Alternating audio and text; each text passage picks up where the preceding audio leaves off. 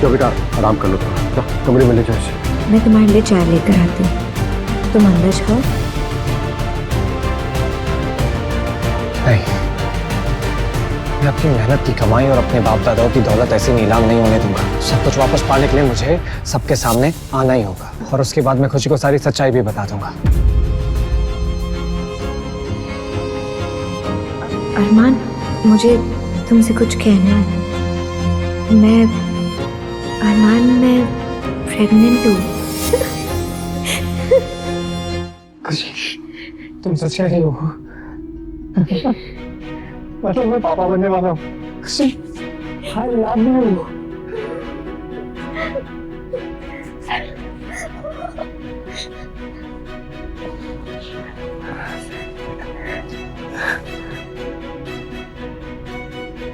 अपने होने वाले बच्चे के लिए सब कुछ वापस हासिल तो मैं करके रहूंगा, लेकिन इस वक्त मैं खुशी को अकेला नहीं छोड़ सकता।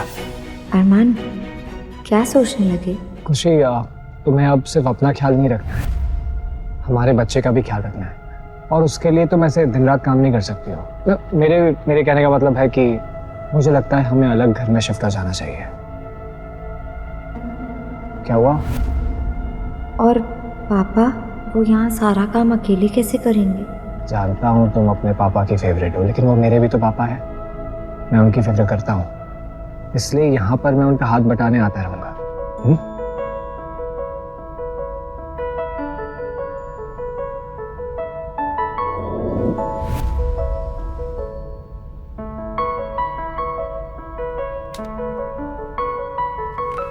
जीजू, आप यहाँ? अब सब ठीक तो है ना? ऋषभ, मुझे इम्पोर्टेंट बात करनी है। ये सरदर्द, जीजू वो क्या है ना, मुझे आजकल माइग्रेन के अटैक आते रहते हैं, पूरा दिन टेंशन में रहता हूँ ना, और आपके पैसे भी लौटाने थे। मैंने पैसों की बात की। तो आप यहाँ पैसे मांगने नहीं आए? अब सरदर्द थोड़ा ठीक सा लग रहा है, तो बताइए जीजू, क्या बात करनी है आपको? मुझे घर खरीदने हैं, एक साथ 5।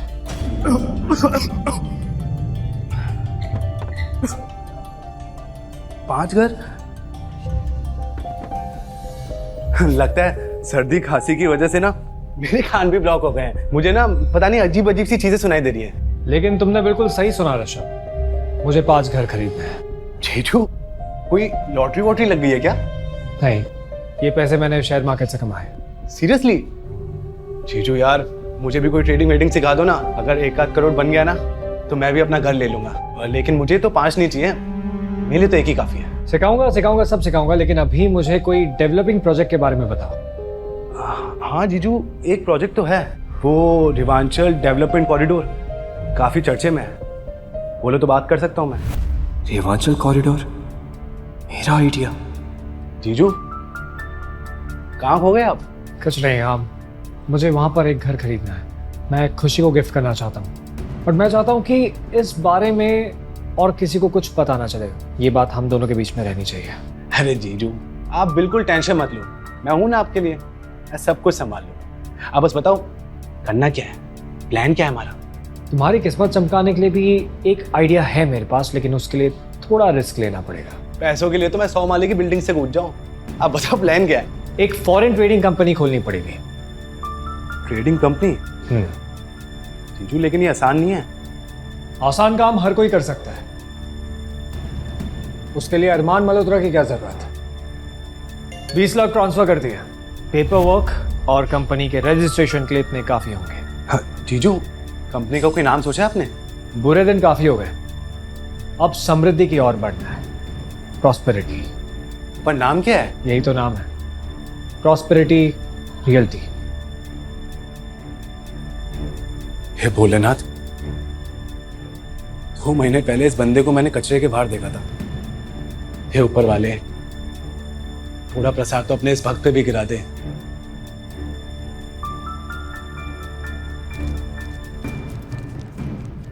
फूफा जी। अरे ऋषभ, हाँ सर। आपसे 3 साल पहले जो पैसे उधार लिए थे वो ब्याज के साथ वापस करने आया हूँ। तो कब से अपने आप को पराया समझने लगा? जितने लिया था ना उतने ही वापस कर। अरे अपनों में कहाँ ब्याज ब्याज होता है। अरे ऐसे कैसे, कैसी बातें करते हैं। ला बेटा, ला मुझे दे दे। ला बेटा, मैं रख लेती हूँ, कोई बात नहीं। अब शुगन तो मेरे साथ हुआ है जिस दिन इस औरत से मेरी शादी हो गई। जरा यहाँ आइए ना। अरे आइए आइए। एक बात तो बताइए, मुझसे बिना पूछे इस भिखमंगे को आपने पैसे कैसे दे दिए? कौशल्या, उसे पैसे की जरूरत थी और मैंने पैसे खुशी की माँ के अकाउंट से दिए हैं। तो फिर तुमसे क्यों पूछते? अब उसके मरने के बाद उसकी सरदर्दी मेरी सरदर्दी बन गई ना, तो उसके पैसे मेरे पैसे कैसे नहीं? अरे अरे छोटी बुआ, क्यों फालतू में अपना खून जला रही हैं? इतनी यंग दिखती हैं, फालतू में झुर्रियां पड़ जाएंगी। वैसे फूफा जी, हाँ मुझे आपसे एक और हेल्प चाहिए थी। हाँ बोलिए। अभी तो लक्ष्मी जी पधारी है, उनकी वापसी की भी तैयारी कर ली तुमने? छोटी बुआ, मेरे क्या दिन भर गए हैं जो मैं आपसे पैसे मांगूंगा? फूफा जी, दरअसल में बात यह है कि मुझे ना खुशी के डॉक्यूमेंट्स चाहिए। मैं एक प्रॉपर्टी में इन्वेस्ट करने वाला हूँ, तो सोचा एक घर खुशी के नाम भी कर दूं और साल भर में जब घर बिक जाएगा अमाउंट का आधा आपको दे दूंगा। देखा, कोई सगा भाई भी आज के दिन ऐसा नहीं करता जितना ये कर रहा है। तो मैं डॉक्यूमेंट लेकर आता हूँ। अरे रुको रुको, ऐसे कैसे डॉक्यूमेंट लेकर आता हूँ? बड़े उतावले होते हैं। बैठिए ना। क्या है ना, दिल बहुत घबराता है, उम्र भी हो गई है। अगर आगे जाकर आधे पैसे लेने भूल गए हम लोग तो फिर क्या करेंगे? फूफा जी, मुझे याद रहेगा ना, मैं याद दिलाऊंगा आपको। नहीं, एक काम करते हैं, मेरे दिल की शांति के लिए पैसे वो वाले तुम अभी दे दो। आधे ही तो हैं, हमारे बीच तो घर की ही बात है ना जी? ये छोटी माँ बेचारे को जाएंगे, अब मुझे ही कुछ करना पड़ेगा।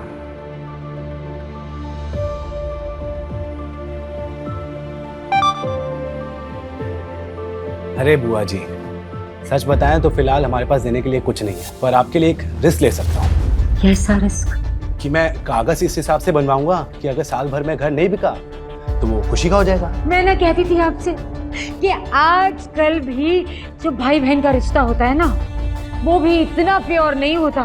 इतना प्यार जो ऋषभ और खुशी के बीच में सगे भाई बहनों में भी नहीं होता। मैं नहीं कहती थी? जी बुआ जी। भगवान जहर भी मंगवा दो तुम्हारे लिए। देखो, मेरे रहते हुए ऐसी कोई डील नहीं होगी। घर बिकने में कभी कभी टाइम ऊपर नीचे हो जाता है, इसके लिए मेरा भांजा क्यों नुकसान उठाएगा? नहीं, कुछ नहीं होगा ऐसा।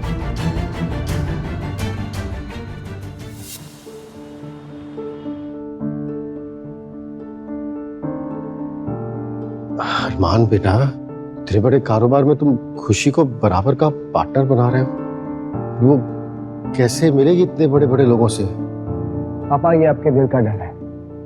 खुशी से पूछते हैं ना उसके दिल में कोई डर है या नहीं।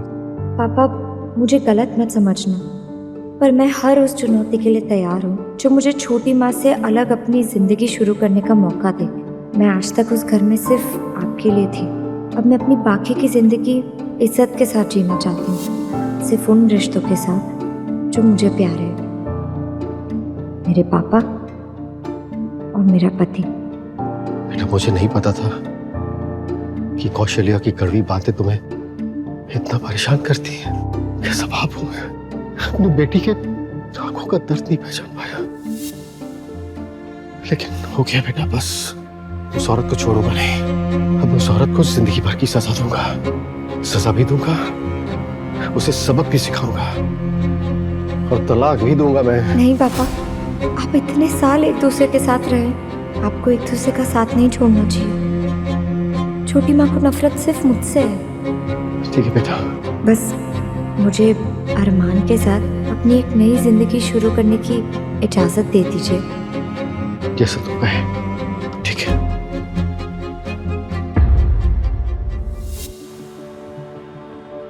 कांग्रेट्स जीजू, ये रहे सारे पेपर्स। अब हमारी कंपनी प्रॉस्पेरिटी रियलिटी ऑफिशियल हो चुकी है। इसमें तेरा नाम क्यों नहीं है? मैंने कहा था तू 50% पार्टनर रहेगा। नहीं यार जीजू, मैंने बहुत सोचा, लेकिन इतना बड़ा कदम उठाने के लिए मैं अभी तैयार नहीं हूँ। ऋषभ, तुझे पैसों की जरूरत है और प्रॉफिट करोड़ों में होगा। और अगर नुकसान हुआ तो मेरे पास तो देने के लिए भी कुछ नहीं है। पता है इंसान का पहला दुश्मन क्या है? डर। और इस डरपोक साले के पास एक फौलादी जिगर वाला जीजा है, तो अगर जीजू अगर प्रॉफिट हुआ ना तो मेरी सैलरी बढ़ा देना। ठीक है, जैसा तुझे ठीक लगे। वैसे कल हमारी पहली डील होटल मिराज में है, so all the best to us. Okay जीजू।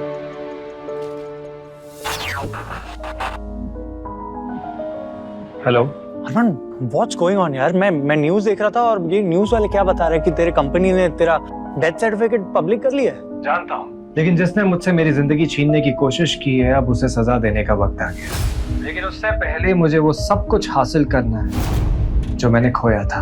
सुन, तू अरमान मल्होत्रा है वीरे, और तू जो भी करेगा ना वो बेस्ट करेगा। तू वो सब की चिंता मत कर, और रही बात मदद की तो you know I am standing with you, है ना? तू बस हुक्म कर।